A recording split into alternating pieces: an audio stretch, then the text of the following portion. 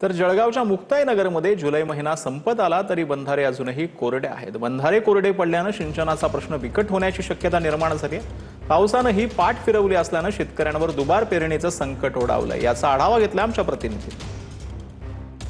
मुक्ताईनगर तालुक्यात दमदार पाऊस झालेला नसल्यामुळे तर छोटे मोठे बांधारे त्यात केटीवेर बांधारा देखील कोरडा आहे। पाहू शकता कशा प्रकारे हा केटीवेर बांधारा आहे।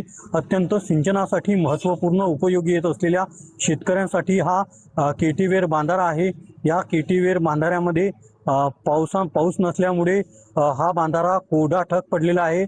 सिंचनासाठी अत्यंत उपयोगी येत असलेला हा केटीवेर बांधारा आहे। मात्र पाऊसच या ठिकाणी दमदार झाला नसल्यामुळे केटीवेर बांधारा जो आहे हा कोरडा ठक दिसून येत आहे। शेतकऱ्यांना देखील पाणी टंचाईला सामना करणार असल्याचं चित्र या ठिकाणी निर्माण झालेलं आहे। यातच शेतकऱ्यांनी हा दुबारा पेरणीच्या संकटात सध्या मुक्ताईनगर तालुक्यातील सापडलेला आहे। रवी गोरे, TV9 मराठी, मुक्ताईनगर, जळगाव। तर बीडच्या आंबेजोगाई तालुक्यात सलग दुसऱ्या दिवशी जोरदार पाऊस झालाय।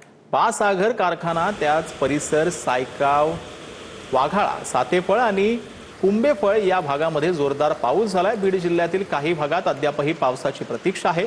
खरीप हंगामातील पिकं वाचवण्यासाठी आणि विहिरीची पाणी पातळी वाढवण्यासाठी जिल्ह्याच्या इतर भागांमध्ये अजूनही मोठ्या पावसाची गरज आहे।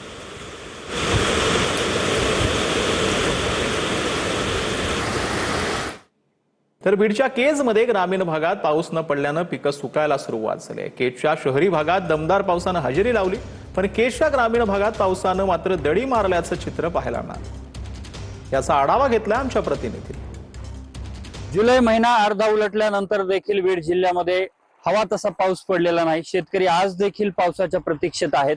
काल केज शहरामध्ये धो पाऊस पडला, मात्र शहरामधले रस्ते जलमय झाले असले तरी मात्र केज शहरातल्या ग्रामीण भागामध्ये आजही पावसाची शेतकऱ्यांना प्रतीक्षा कायम आहे।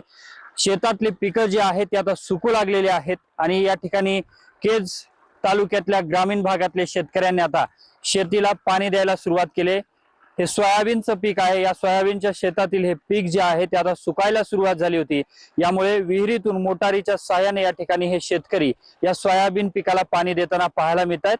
मात्र आज देखील जुलै महिना अर्धा उलटून गेल्यानंतर देखील शेतकऱ्यांना मोठ्या पावसाची प्रतीक्षा लागलेली आहे आणि पाऊस आता कधी पडणार याकडे सर्व शेतकऱ्यांचे लक्ष लागलेलं आहे। कॅमेरा पर्सन प्रमोद समेशोक काळकुटे, TV9 मराठी, बीड।